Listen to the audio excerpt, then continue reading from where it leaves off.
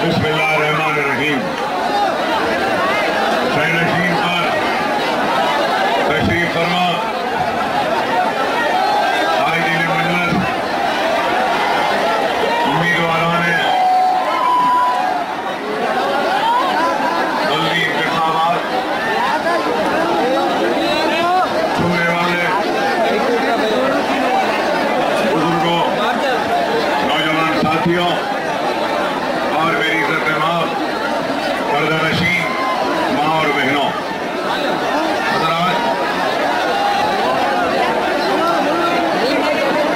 आज का जलसा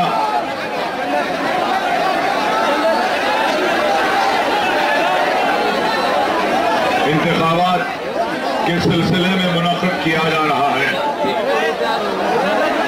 और आप यहाँ पर और एहतराम भी करता हूँ, लेकिन ये भी जरूर कहूंगा वो कौम जिसके पास जोश नहीं वो कौम मुर्दा कहलाती है। लेकिन उसके साथ ही साथ वो जोशीली कौम जिसके पास होश नहीं होता है वो अपने मंजिल मकसूद तक कामयाबी के साथ नहीं पहुंच सकती। तो आज हमको अपने जोश के साथ होशमंदी का भी मुजाहरा करना है और अपने जोश को होश से जोड़कर कामयाबी तक पहुंचाना है। और अगर हम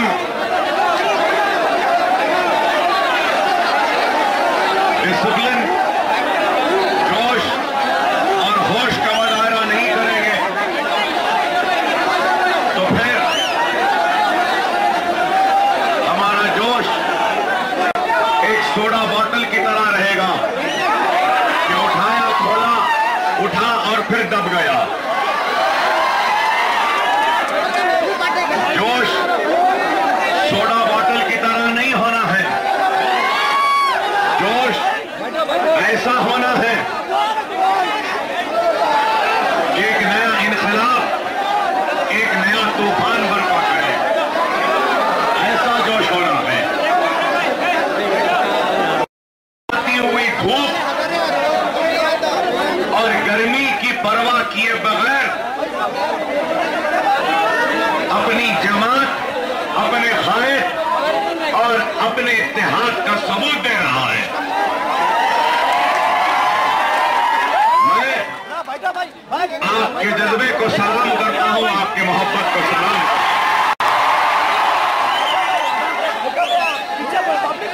मगर दरख्वास्त करूंगा कि खामोशी पैदा करें। जैसे यहाँ के लोग बैठ गए हैं, यहाँ के लोग भी बैठ जाएं तो नहीं कर सका और जलसा होने से सका कह के वो लोग खुश हो जाएंगे। क्या आप हमारे दुश्मनों को खुश करना चाहते हैं? अगर नहीं तो चंद लम्हे के लिए खामोशी इख्तियार करें, थोड़ी देर के लिए।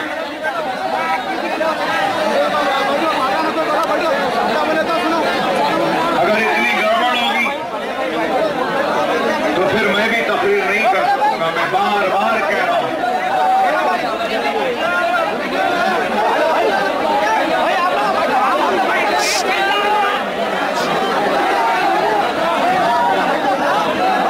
हज़रात,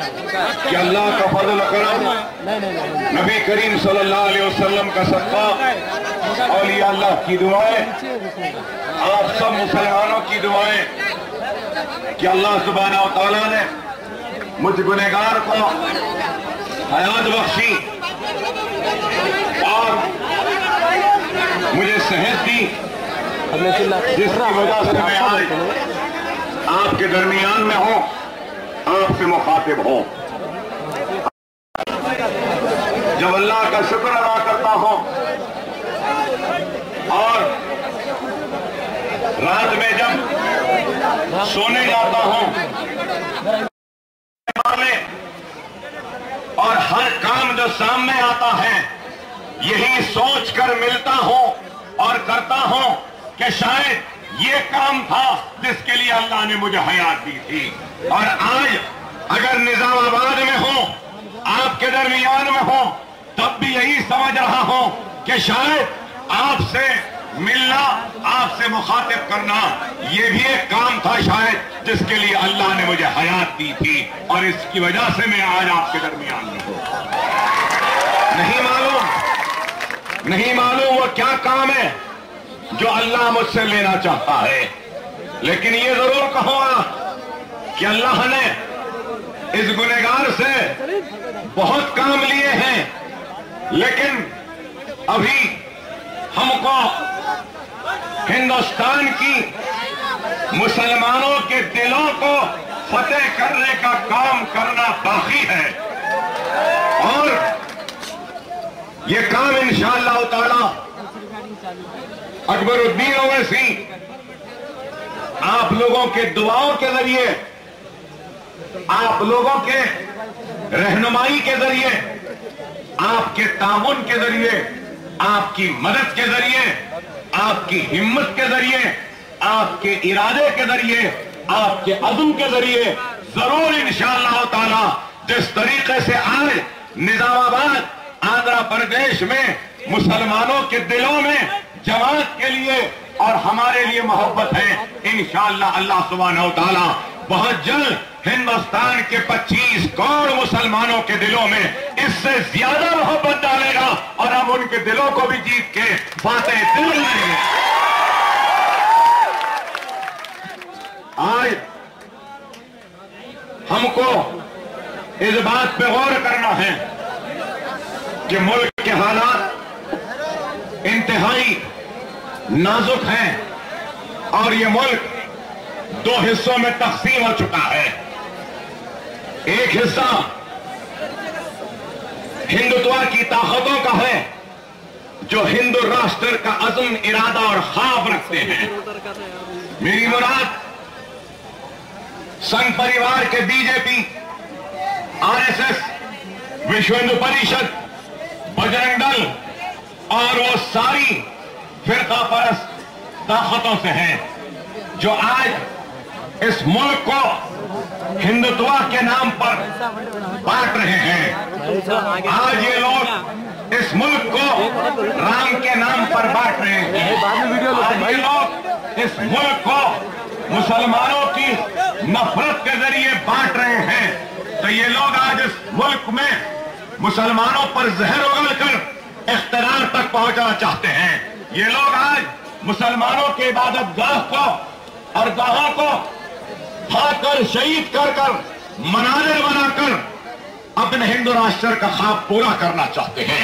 ये लोग आज इस मुल्क से शरीयत मोहम्मदी का खात्मा कर कर एक्स्ट्रा सिविल कोड नाफिज करना चाहते हैं।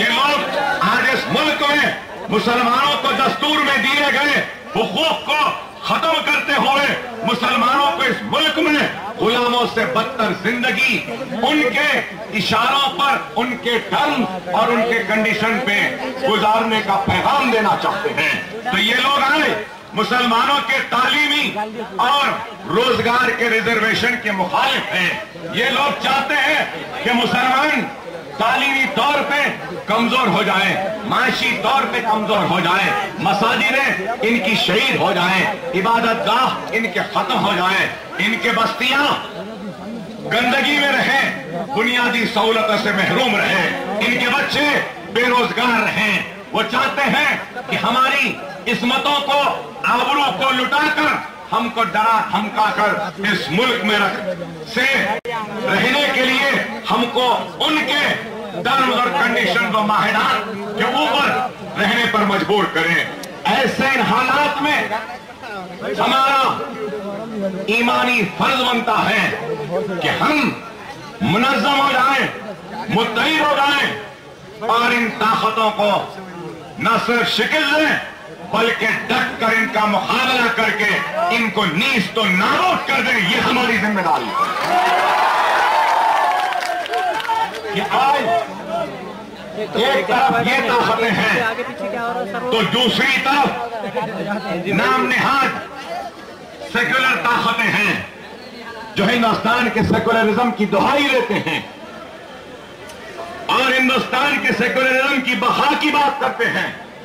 हिंदुस्तान में मुसलमानों को वोट बैंक की तरह 66 बरस से इस्तेमाल कर रहे हैं। मेरी मुराद कांग्रेस से है। ये कांग्रेस पार्टी हिंदुस्तान की आजादी से लेकर आज तक मुसलमानों को एक वोट बैंक की तरह इस्तेमाल किया। हमको हथेली में जन्नत दिखाया, हमसे वादे किए, लेकिन कितने वादे हैं जो वफा हुए।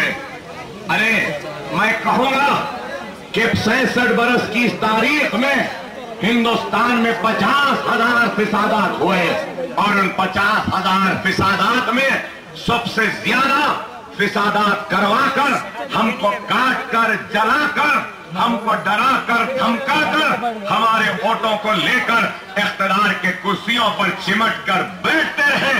तो ये कोई और नहीं बल्कि कांग्रेस है, कांग्रेस पार्टी है। और आज ये कांग्रेस के साथ सेकुलरिज्म की दुहाई देने वाले कई पार्टियां हैं, जैसे समाजवादी पार्टी, बहुजन समाज पार्टी, ये भी सेकुलरिज्म की बात करते हैं। फिर उसके बाद जनता दल, हमारे रियासत में तेलुगु देशम, ये टीआरएस, ये सारे बंगाल में तृणमूल कांग्रेस, ये सारी पार्टियां सेकुलरिज्म की बात करते हैं, मुसलमानों से हमदर्दी का इजहार करते हैं, उनके मसाइल को हल करने का वादा करते हैं इंतखाबात से पहले, और इंतखाबात होने के बाद मुसलमानों को भूल जाते हैं। और अब तो कांग्रेस ये समझ रही है कि बीजेपी ताकतवर हो गई है और बीजेपी तो मुसलमानों की दुश्मन है, सेकुलरिज्म की दुश्मन है, शरीयत की दुश्मन है, मसाजिदों की दुश्मन है, हमारे बस्तियों को जलाने काटने वालों की जमात है। तो मुसलमान को बीजेपी का खौफ दिलाकर अपने दामन में मुसलमानों का वोट लेना चाहते हैं। तो आज जब ये दो तरफ मुल्क की आवाम उठ चुकी है, तो आज आपको और हमको गौर करना है कि हमारा काम क्या होना है, हमको क्या करना होगा, कैसे हम इन फिरका परस्तों को और हमारे दुश्मनों को और इस मुल्क के दुश्मन, इस मुल्क के सेकुलर ताकतों को किस तरीके से शिकस्त दें। तो दूसरी तरफ 66 बरस से हमारे वोटों के जरिए इख्तिदार पर बैठकर हमारे साथ नाइंसाफी करने वालों को किस तरीके से सबक सिखाएं। ये दो बातों पे हमको गौर करना। और जब हम संजीदगी के साथ हालात को देखते हैं, मेरे प्यारे भाइयों, थोड़ी देर के लिए मेरी एक एक जुमले पर तवज्जो देना, मेरे खिताब को सुनना, समझना और फिर अमल करना। एक तरफ ये लोग हैं, दूसरी तरफ ये लोग हैं। आज बीजेपी, संघ परिवार, आरएसएस इतना ताकतवर कैसे हुए, किन वजूहात के बिना पर आज ये इतने ताकतवर हुए, किस वजह से आज ये दिल्ली के तख्त पे बैठने का ख्वाब देख रहे हैं, इस पर हमको गौर करना होगा। आज बीजेपी, हिंदुत्व हिंदू राष्ट्र संघ परिवार जो ख्वाब देख रहा है, ये ख्वाब किस वजह से देख रहा? 1980 के दहे में बीजेपी बनी और फिर इतने कम अरसे में ये लोग आज 200 से जायद पार्लियामेंट की नशिस्तें लाने का ख्वाब कैसे देख रहे हैं, क्यों देख रहे हैं? ये एक सवाल है और इस सवाल का जवाब है तो वो ये है कि ये लोग शहादत बाबरी मस्जिद के जरिए इख्तिदार की तरफ तेजी से बढ़ने लगे। बाबरी मस्जिद की तहरीक, राम जन्मभूमि के नाम पर एक तहरीक को लेकर ये बीजेपी संघ परिवार आरएसएस आगे बढ़ी। अडवाणी की रथ यात्रा हुई, रथ यात्रा के बाद अयोध्या में बाबरी मस्जिद शहीद हुई। बाबरी मस्जिद के शहादत के बाद इनको एक नई ताकत मिली, एक नई कुव्वत मिली। और जब बाबरी मस्जिद शहीद हुई तो इस मुल्क के इख्तियार पर कांग्रेस पार्टी थी और कांग्रेस की हुकूमत थी। अगर कांग्रेस की हुकूमत उसी वक्त आहनी पंजे के साथ अगर ये मुल्क दुश्मन, सेक्युलर दुश्मन, हिंदुत्व का ख्वाब रखने वाले, हिंदुस्तान को हिंदू राष्ट्र बनाने का कदम रखने वालों को आहनी पंजे से अगर दबा देती, इनको सजा देती, तो आज ये इतने बुलंदी तक नहीं पहुंच सकते। ये कांग्रेस की नाकामी की वजह है। अगर उनका वजीर आजम इनको दबा देता तो ये आगे नहीं बढ़ते। और आज अकबरुद्दीन ओवैसी तहरीर करता है तो लोग अकबरुद्दीन ओवैसी के तहरीर से नाराज होते हैं। आप नहीं, हमारे दुश्मन परेशान होते हैं। अकबर ओवैसी को फिरका परस्त कहते हैं, कई नामों से मुखातिब होते हैं। मैं आज जिस तहरीर के बाद अकबर ओवैसी से नफरत हुई या मुझ पर इल्जाम तराशियां हुई, आज उसी मुकाम निजामाबाद में खड़े होकर हमारे दुश्मनों से चंद सवालात करना चाहता हूं और उनसे पूछना चाहता हूं। जहां मैं जाता हूं, दिल्ली के पुलिस के कैमरे, आंध्रा के 10-10 कैमरे, कई पुलिस वाले, कई इंटेलिजेंस वाले, कोई नोट कर रहा है तो कोई कैमरा में है, सुन ले, अच्छे से नोट कर ले और अपने आखाओं से, अपने बाप से मेरे सवाल का जवाब रखा।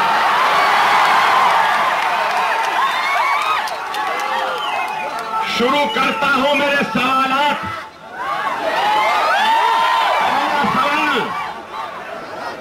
मेरा पहला सवाल है, बाबरी मस्जिद शहीद हुई।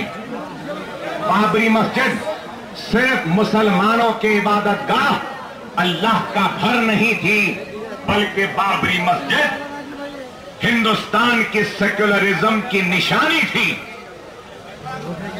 बाबरी मस्जिद के शहादत के जरिए हिंदुस्तान के सेक्युलरिज्म पे हमला हुआ। क्या ये मेरी बात सही है या गलत है, बताइए। अब मेरा सवाल है, लिखो लिखने वालों, बाबरी मस्जिद के शहादत के बाद बाबरी मस्जिद को शहीद करने वाले कितने लोगों को हिंदुस्तान की पुलिस पकड़ी,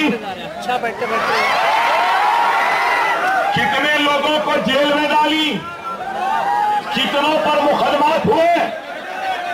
बाबरी मस्जिद शहीद हो गई 1992 से लेकर आज 2014 है और इंसाफ के लिए आवाज दे रही है, मुझको शहीद करने वालों को पकड़ो, मुझको शहीद करने वालों को जेल में डालो, मुझको शहीद करने वालों के खिलाफ मुकदमे डालो।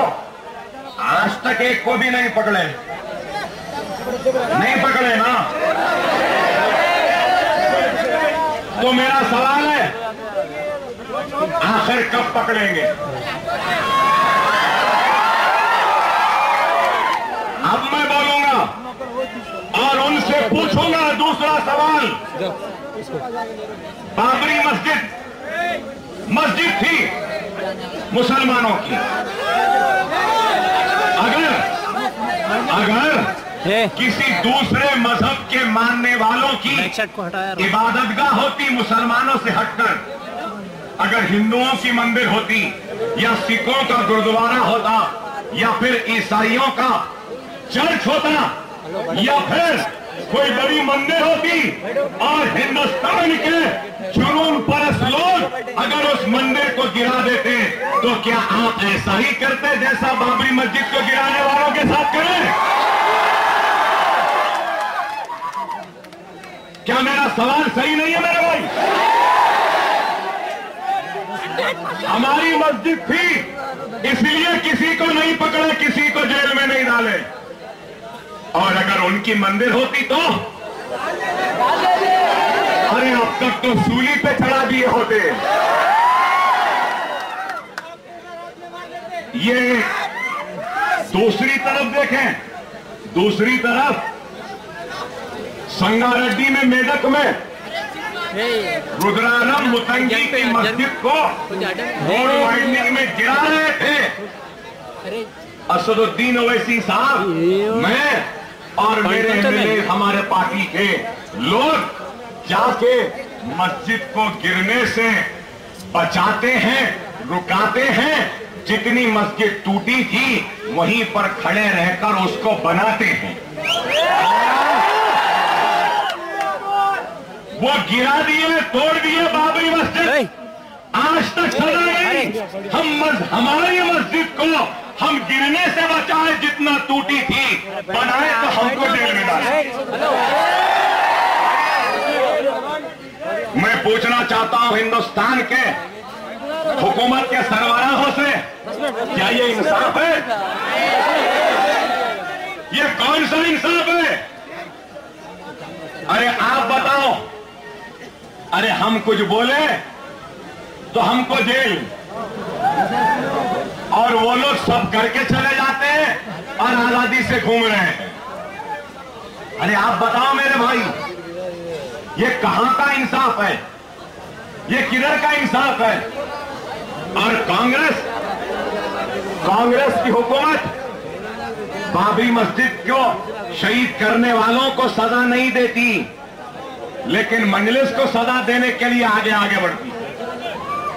हमको तो पकड़ लिए, जेल में डाल लिए, सब हो गया। अब मेरा सवाल है, इनको कब पकड़ेंगे? अरे अकबरुद्दीन ओवैसी खुश होता था अगर अकबरुद्दीन ओवैसी के आदिलाबाद के जेल के बाजुक के बैरक में अगर तुम बाबरी मस्जिद के शहीद करने वाले मुजरिमीन को भी मेरे साथ लाके डाल देते, लेकिन ऐसा नहीं किया। क्या बाबरी मस्जिद के शहादत से पहले क्या पार्लियामेंट में तयख्खुल नहीं दिया गया था कि मस्जिद की हिफाजत की जाएगी? क्या सुप्रीम कोर्ट में हुकूमत उत्तर प्रदेश ने तयख्खुल नहीं दिया कि मस्जिद की हिफाजत की जाएगी? अरे हम अगर कुछ नहीं करें तो कंटेम्प्ट पिटीशन आता है, तौहीन अदालत आ जाती है। अरे मैं पूछना चाहता हूं, तौहीन अदालत क्या हुई या नहीं हुई बाबरी मस्जिद के शहादत के जरिए? अगर हुई है तो फिर कंटेम्प्ट पिटीशन कब आएगा? अदालत की तौहीन पर कब गिरफ्तार होंगे? नहीं, न गिराने पर गिरफ्तारी, न तौहीन अदालत पर गिरफ्तारी। अरे ये मुल्क आज मुसलमानों के साथ नाइंसाफी कर रहा है। अरे आज अगर किसी को अकबर ओवैसी की आवाज पसंद नहीं आती है तो तुम मेरी आवाज को दबाना चाहते हो, बंद करना चाहते हो।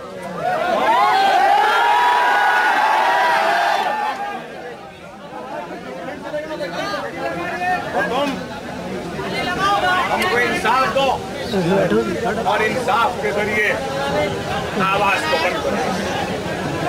इंसाफ भी नहीं देंगे, आवाज भी नहीं बुलाएंगे।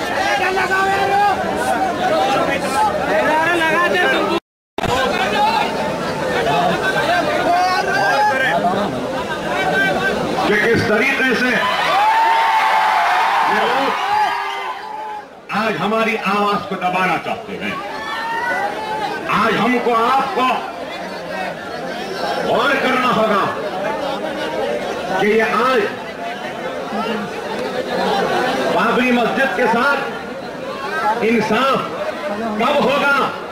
बाबरी मस्जिद के मुकदमे का फैसला आ गया, लेकिन बाबरी मस्जिद को शहीद करने वालों को आज तक सजा नहीं दी। न सिर्फ ये, बल्कि बाबरी मस्जिद की शहादत के बाद सरों और सीनों पे गोलियां चलाई गई। बंबई में भयानक फिसाद हुआ, इज्जतें इस्मतें आबरू लुटी। श्री कृष्णा कमेटी बनाई गई। श्री कृष्णा कमेटी ने अपनी रिपोर्ट पेश कर दी है, लेकिन आज तक भी श्री कृष्णा कमेटी के रिपोर्ट पर अमल आवारी नहीं होती। तो हमारा सवाल है, आखिर कब सजा मिलेगी बंबई के मुसलमानों को लूटने जलाने काटने वालों को? आखिर कब इंसाफ मिलेगा मेरी लुटी हुई मां और बहन की इस्मत और आबरू को? कब इंसाफ मिलेगा मेरे जलते हुए बस्तियों को? कब मुझे अपना इंसाफ मिलेगा? मेरा सवाल है। आज कांग्रेस हुकूमत महाराष्ट्र में हम धमाकों के जिम्मेदारों को सजा मिल चुकी है। बाबरी मस्जिद और बंबई के फिसादात के जिम्मेदारों को आज तक भी सजा नहीं मिली। तो आखिर कब मिलेगी? अब हम ऐसे सवालात करते हैं तो हम बुरे दिखते हैं, ये लोग हम पसंद नहीं आते। अरे आज हमारी इज्जत क्या इज्जत नहीं है? क्या हमारी जान जान नहीं है? 2002 में गुजरात में क्या हुआ? किस तरीके से दरिंदगी के साथ हमारी इज्जतें इस्मतें और आबादियों को लूटा जलाया गया। आज गुजरात का मुसलमान इंसाफ के लिए दर दर की ठोकर खा रहा है और इंसाफ के इंतजार में है। 2002 से आज 2014 आ गई और आज भी इंसाफ के लिए एहसान जाफरी की बेवा दर दर की ठोकर खा रही है। तो इशरत जहां कि अफराद खानदान इंसाफ के लिए मुंतजर हैं, आज भी गुजरात की तबाही सिर्फ गुजरात को जलाने का सर्टिफिकेट है, गुजरात में हिंदुस्तानी मुसलमानों को लूटने का सर्टिफिकेट है, गुजरात के मुस्लिम बस्तियों को जलाने का सर्टिफिकेट है, गुजरात में हिंदुस्तानी मुसलमानों के गलों पे छुरियां चलवाने का सर्टिफिकेट है और खामोश तमाशाई बनकर फिसादियों को हमको लूटता हुआ खुली छूट देने का सर्टिफिकेट है। इसके अलावा नरेंद्र मोदी के पास क्या है आप बताइए?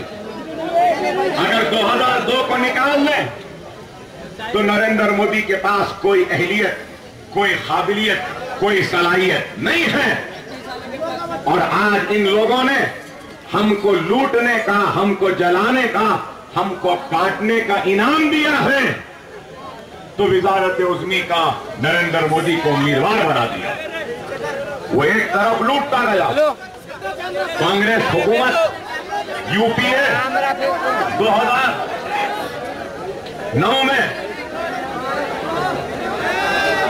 इख्तियार में आई, 2004 में भी आई। तो इख्तियार में आने के बाद गुजरात के रिलीफ कैंपों में तड़पने वालों के पास गए जरूर, दिलासा दिया जरूर, लेकिन इख्तियार में आने के बाद क्या इनकी जिम्मेदारी नहीं थी कि इंक्वायरी कमीशन बिठाते, इंक्वायरी कमेटी बिठाते और तहकीकात करवाते कि गुजरात के फिसादात का जिम्मेदार कौन है, और जो भी जिम्मेदार है उनको जेल में डालते, उनको सजा देते। चाहे नरेंद्र मोदी के शक्ल में रहो, चाहे बीजेपी आरएसएस संघ परिवार के शक्ल में रहो, मुसलमान खौफ में रहना तो हमारे साथ जुड़ा हुआ रहेगा। ये इनकी और कांग्रेस की पॉलिसी है। इसलिए हमको इनसे डराकर हमारे वोट लेना ये कांग्रेस का वतीरा है, ये इनकी पॉलिसी, इनका प्रोग्राम है। तो आप और करो कि आज ये लोग एक तरफ ये लोग डराते हैं तो ये लोग मुस्कुराकर उनके डराने पर खामोश रहते हैं। ये लोग डराते हैं, ये लोग देखते रहते हैं। ये लोग काटते हैं, ये लोग देखते रहते हैं। हम कट के लुट के तबाह होकर रिलीफ कैंप में जाते हैं तो ये लोग इधर से कांग्रेस वाले आ जाते हैं, अरे बड़ा खराब हुआ आपके साथ, गलत हुआ आपके साथ, हमदर्दी करे चले। ये धोखेबाज है एक तरफ, तो एक तरफ खुला दुश्मन है तो दूसरे तरफ छुपा हुआ दुश्मन। ये खुलकर वार करता है तो ये पीठ पे वार करता है, वरना दोनों में कुछ भी नहीं है, हमारा अपना कोई नहीं है। इसलिए आज हिंदुस्तान में हमको हमारे हक के लिए हमारे इत्तेहाद की जरूरत है, हमारी जमात की जरूरत है, हमारी क़यादत की जरूरत है। हम खुद अगर एक हो जाएं तो हम इनसे भी मुकाबला कर सकते हैं, इनसे भी कर सकते हैं।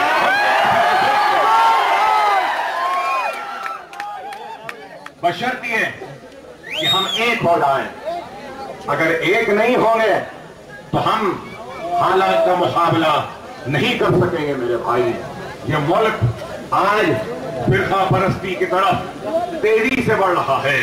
खुदा के लिए मेरी बात को समझो, जोश में न रहो, होश में रहो।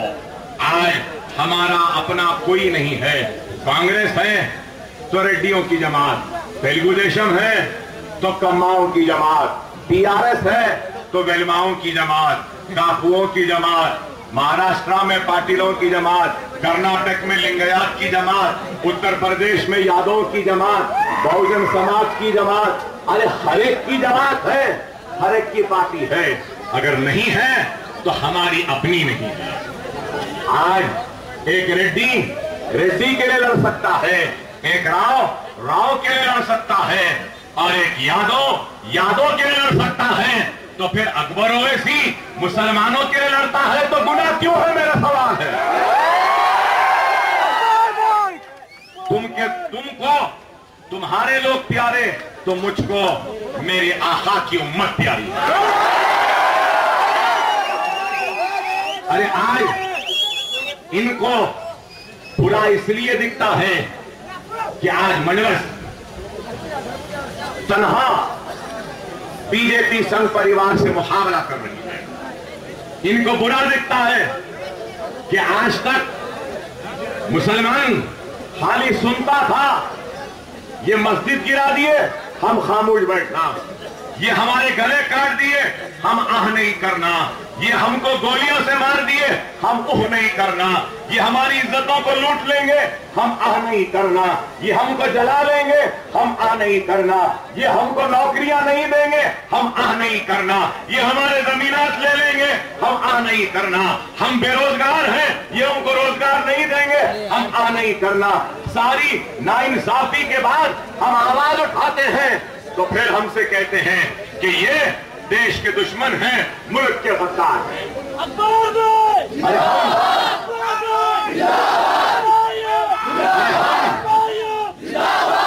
इस मुल्क के गद्दार नहीं, हमने इस मुल्क को सजाया है, संवारा है, बनाया है। ये मुल्क में हमारे आबा व अजदाद ने इस मुल्क को ताजमहल की खूबसूरती दी है तो कुतुब मीनार की बुलंदी दी है तो लाल किले की मजबूत फसील दी है, जिस पर हिंदुस्तान का तिरंगा झंडे को हिंदुस्तान का वजीर आजम लहराता है। वो ये इमारतें हमारे आबा व अजदाद, हमारे असलाफ की तामीर करदा इमारत है। ये मुल्क हमारा था, हमारा है, हमारा रहेगा। कोई हमको इस मुल्क में उनके टर्म्स कंडीशंस पे रहने का, हमको रहने के लिए डरा नहीं सकता, धमका नहीं सकता। जितना एक हिंदू का इस मुल्क पर हक है, एक ईसाई का है, एक सिख का है, उसी तरीके से मुसलमान का भी उतना ही बराबर का हक है इस मुल्क में, और इस हक को कोई नहीं छीन सकता। और आपको किसी से डरने या घबराने की जरूरत नहीं है। डर और मुसलमान एक साथ नहीं चलता। ये लोग समझे, ये लोग समझते थे कि मजलिस को डराएंगे, धमकाएंगे, जेल में डालेंगे तो मजलिस खत्म हो जाएगी। अरे बाबा, जेल से मजलिस कभी खत्म नहीं हुई, जेल से मजलिस और आगे गई और ताकतवर बनी। अरे 40 दिन अगर ओवैसी आदिलाबाद में रहा तो क्या, अरे 40 वर्ष में जो काम नहीं हो सकता था, अल्लाह ने 4 दिन में 4 मिनट में वो काम कर दिया। 400 तकरीर में वो काम नहीं हो सकता था जो अल्लाह ने काम करवा दिया। अरे आप गौर करें मेरे भाई, आज जितनी सियासी जमातें हैं, पार्टियां हैं, ये लोग सिर्फ हमारे वोटों के जरिए हमको मुंतशिर करना चाहते हैं और हमको बांटकर इख्तिदार पर बैठना चाहते हैं। आज आप बताइए कि आपके निजामाबाद में बीजेपी जीत गई। लोग बोलते थे मजलिस वाले आए, लड़ाएंगे, झगड़वाएंगे, खामा के परेशानी होगी। ये लोग क्या बीजेपी मजलिस की वजह से जीती? यहाँ पे क्या हमारे ठहरने से जीती या हमारे वोटों के तकसीम से जीती? बीजेपी जीत गई। लेकिन मैं आज कहता हूं आपसे, कांग्रेस है, पीडीपी है, टीआरएस है, बीजेपी है, 4 मिलके वोट तकसीम करेंगे, चारों भी लेंगे। और मजलिस अगर अकेले ठहर के अपने वोट पूरे ले ली तो इंशाअल्लाह बीजेपी न सिर्फ शिकस्त खाएगी बल्कि 2014 में निजामाबाद से हमारा अपना कलमा गो भाई मजलिस का उम्मीदवार मेरे बनना।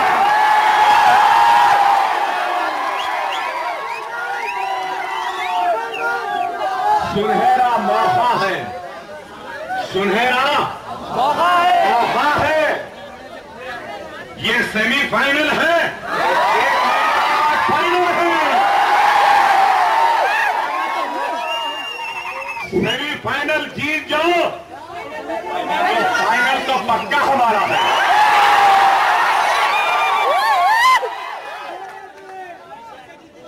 जबरदस्त हमारे पास भी खेलने वाले भाई। ये 4 मिलके टेस्ट मैच खेलेंगे, अपन 2020 खेलेंगे।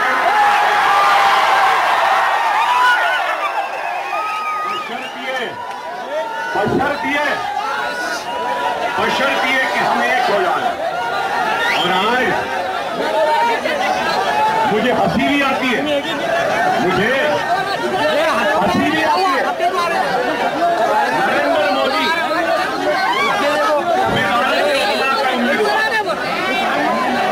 बीजेपी वाले हिंदुत्व आरएसएस संघ परिवार सब समझ है कि नरेंद्र मोदी सबसे ताकतवर है, हिंदुओं का हिंदुत्व का सिंबल है।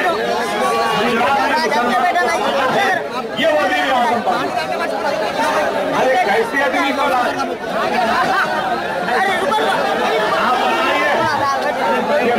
बताइए कि महात्मा गांधी का नाम इसको बोलना नहीं आता।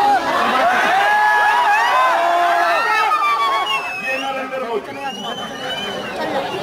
सिकंदर आजम अलेक्जेंडर की तारीख नहीं मालूम, उलट पुलट उल्टा सीधा बोल रहा है नरेंद्र मोदी। और राधा खामोश। और फिर ये नरेंद्र मोदी जो हिंदुत्व का चेहरा है, हिंदू राष्ट्र का खाब है, मुसलमानों को दबाने वाला बड़ा लीडर है बोलते हैं। राम मंदिर बनाने का इरादा रखता है बोलते हैं। राम राज लाएगा कहते हैं। अरे कैसा लीडर है, क्या बोला? बीजेपी वालों, मेरा तुमसे सवाल है। नरेंद्र मोदी बयान देता है कि पहले शौचालय बाद में देवालय। शौचालय मतलब क्या है मालूम आपको? नहीं मालूम? शौचालय मतलब हमाम टॉयलेट। क्या हिंदुत्व का चेहरा है? बोल रहा है कि पहले हमाम बनाओ, टॉयलेट बनाओ, बाद में देवी देवताओं के देवालय बनाओ। वाह बीजेपी वालों, ढूंढ के किसको लेकर आए? हमाम बनाने वाले, टॉयलेट बनाने वाले। अब इनको देंगे नरेंद्र मोदी, बीजेपी, आरएसएस, संघ परिवार, तू शौचालय बनाते रहे, हम मुसलमान और अकबर ओवैसी जमहूरी जिद्दोजहद दस्तूर के दायरे में रहकर, अदलिया से लड़कर, कानूनी जंग को जीतकर हम बाबरी मस्जिद बना के रहेंगे।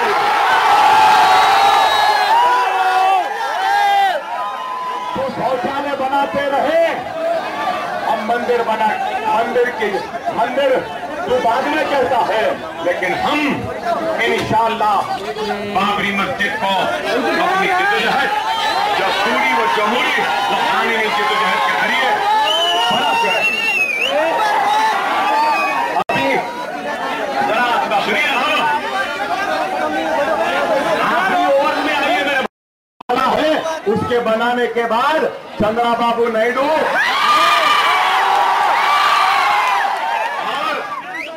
टीआरएस का चंद्रशेखर राव एक झाड़ू और बकेट लेके शौचालय साफ कर रहे हैं।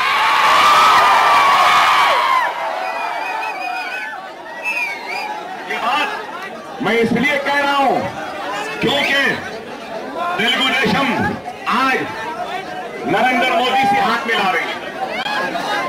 ये लोग तेलंगाना को लानी है ना, कैसा तेलंगाना? ये कौन सा तेलंगाना है? सिर्फ एक लकीर मिल गई, नाम मिल गया, उससे हटके तेलंगाना को क्या मिला? तेलंगाना लाली है ना? क्या तेलंगाना के चीफ मिनिस्टर तेलंगाना की रियासत को क्या वो सब इख्तियारात हैं जो दूसरे स्टेट को रहती है, दूसरे स्टेट के चीफ मिनिस्टर को रहती है? तेलंगाना में पानी है, हम जितना चाहे इस्तेमाल नहीं कर सकते। तेलंगाना में कोयला है, हम जितना चाहे इस्तेमाल नहीं कर सकते। तो जब कोयला और पानी इस्तेमाल नहीं करेंगे तो बिजली कहां से आएगी? तेलंगाना में तालीमी इदारे हैं, हमारे बच्चे 100% नहीं पढ़ेंगे, 70%। हाईकोर्ट यहां पर है, नया हाईकोर्ट आंध्रा में आ जाएगा। यहां के आंध्रा वाले यही रह जाएंगे नहीं, वहां पर भी नए नौकरियां उनको मिल जाएगी। तो ये कैसा तेलंगाना है जो ये लाए? आप बताइए। और चंद्रशेखर राव क्या बोलेगा मालूम आपको?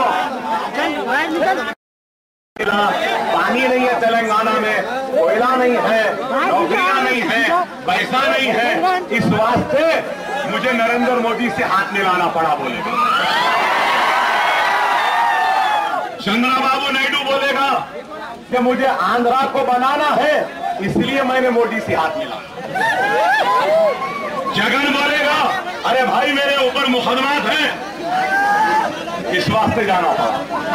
ये सब हमारे वोटों को लेकर नरेंद्र मोदी के कदमों में डाल देंगे।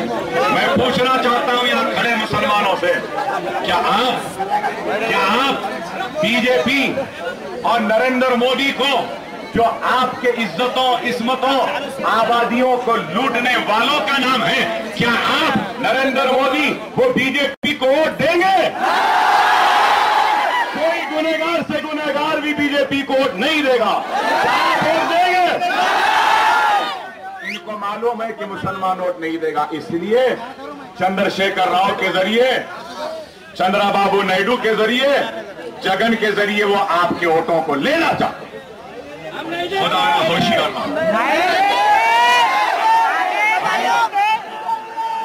टीआरएस के लोग हैं तो मैं उनसे कहूंगा कि कागज पे लिखा लो और लाओ कि चंद्रशेखर राव बीजेपी से हाथ नहीं मिलाएगा, लेकिन ये लोग ऐसा नहीं। बहुत कुछ कहना चाहता था, बहुत कुछ मुखातिब करना चाहता था, लेकिन आप लोगों का ये जो बेइंतहा जोश है ना कुछ सुनने दिया ना कुछ बोलने दिया। और ठीक है, कोशिश करके जितना हो सकता है बोला हूं, मगर मेरे भाई माफ करना, आप लोगों का भी डिसिप्लिन नहीं था, खामोशी नहीं थी, साउंड सिस्टम भी सही नहीं था, हम कुछ बोल नहीं सकते। अगर खामोश रहते तो शायद मैं अपने दिल की भड़ास निकालना चाहता, अपने दिल का दर्द निकालना चाहता था, लेकिन जैसे वैसे ही खामोश खड़े रहिए। लेकिन मैं निजामाबाद के बुजुर्गों और नौजवानों का एहसानमंद हूं। खामोश खामोश बैठो बोलने वाले, खुद अगर खामोश बैठ जाए तो मेहरबानी हो।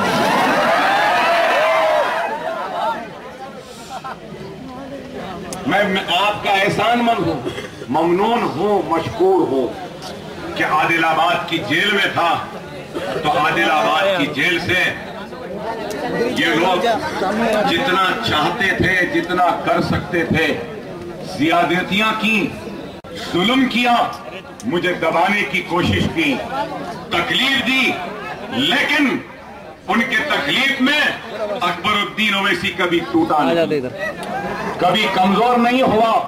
लेकिन जब भी आदिलाबाद से निजामाबाद पेशी को आता था तो आपकी नारे तकबीर अल्लाह अकबर की आवाजें, आपकी मोहब्बत, आपका जोश, आपका जज्बा अकबरुद्दीन ओवैसी की हिम्मत में और चार चांद लगाता था।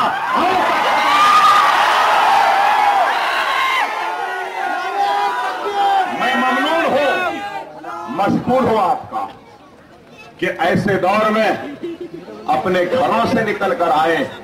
पुलिस वालों की लाठियां थी, उनका जुल्म था, लेकिन फिर भी अपने कायद, अपने भाई की हिम्मत को बांधने के लिए, मुझे ताकत देने के लिए सब निकल कर आते थे। मैं एहसानमंद हूं आपका, और मैं अपने अल्फाज के जरिए आपका एहसान अदा नहीं कर। अकबरुद्दीन ओवैसी आपके एहसान तले और आपके दुआओं के खर्ज में डूबा हुआ है। नहीं मालूम आपकी दुआओं, आपके एहसान और आपके हिम्मत का किस तरीके से मैं लौट कर आपको इसका हक अदा कर सकूंगा, मुझे नहीं मालूम। लेकिन ये जरूर कहूंगा, जब तक जिंदा हो निजामाबाद वालों, तुम्हारे लिए अकबरुद्दीन ओवैसी का आखिरी खतरे खून भी तुम्हारे एहसान के एवज में बहुत कम है, और अकबरुद्दीन ओवैसी अदा करते हैं।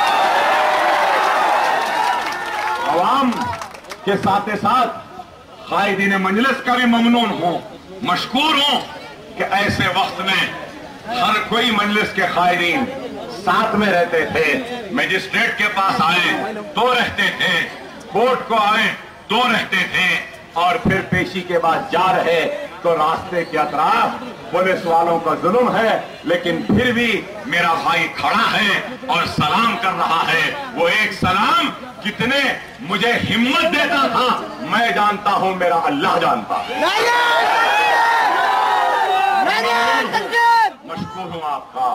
तकरीर तो आप सही मानों में मुझे नहीं करने दिए भाई। दो मिनट चाहता हूं। अब मैं बारगाह रब्बुल इज्जत में कुछ दुआ करूंगा, तो उस दुआ पर आमीन कहिए और मेरी दुआ में शामिल होते हुए अल्लाह की बारगाह में सजदरेज होकर अल्लाह से इन दुआओं की कबूलियत के लिए दुआ कीजिए। ऐ अल्लाह, ऐ अल्लाह, ऐ अल्लाह, हम गुनहगार मुसलमानों के गुनाहों को माफ फरमा दे। ऐ अल्लाह, हम गुनहगार मुसलमानों के गुनाहों को माफ फरमा दे।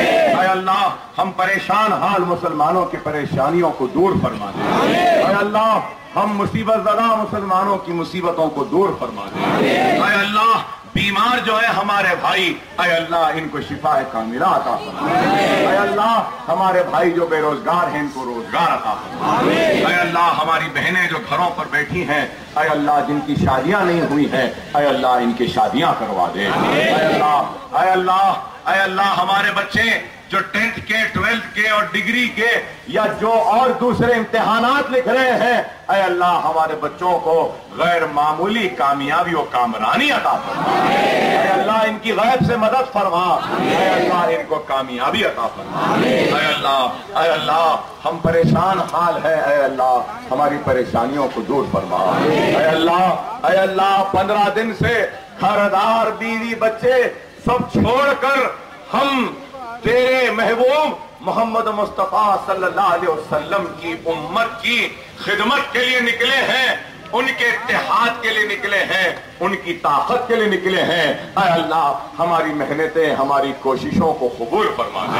ऐ अल्लाह, हमारी मेहनतों को कबूल फरमा दे, हमारी काविशों को कबूल फरमा दे। ऐ अल्लाह, हमको कामयाबी और कामरानी अता फरमा दे।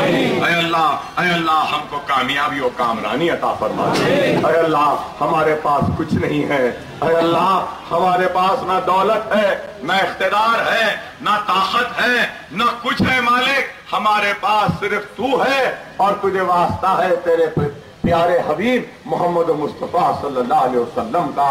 हम गरीब मुसलमानों की लाज रख ले, हमारी इज्जतों की हिफाजत कर ले, हमको कामयाबी और कामरानी अता फरमा दे, हमको कामयाबी और कामरानी अता फरमा दे, हमको कामयाबी और कामरानी अता फरमा दे। ऐ अल्लाह, आखिरी वक्त है, वक्त खत्म हो रहा है, इंतखाबात होने वाले हैं। ऐ अल्लाह, इस इंतखाबात में मुसलमानों की और अक़लियतों की इज्जतों की हिफाजत फरमा दे। ऐ अल्लाह, सेकुलर दुश्मन ताकतों को शिकस्त दे दे। ऐ अल्लाह, मजलिस को कामयाबी और कामरानी अता फरमा दे, मजलिस को कामयाबी और कामरानी अता फरमा दे, मजलिस को कामयाबी और कामरानी अता फरमा दे। ऐ अल्लाह, तुझे वास्ता है सब्ज़ गुम्बद वाले का, ऐ अल्लाह तुझे वास्ता है खुलफाए राशिदीन का, तुझे वास्ता है शुहदाए करबला का, ऐ अल्लाह तुझे वास्ता है औलिया अल्लाह का, तुझे वास्ता है नेक मुसलमानों का। ऐ अल्लाह, हमारे परेशानियों को, मुसीबतों को दूर फरमा दे, हमारी मेहनतों को कबूल फरमा ले, हमारी इबादतों को कबूल फरमा दे, हमारी आवाज में ताकत दे। ऐ अल्लाह, हम सबको कामयाब और कामरानी अता फरमा दे। वाखिर दान अल्हम्दुलिल्लाहि रब्बिल आलमीन।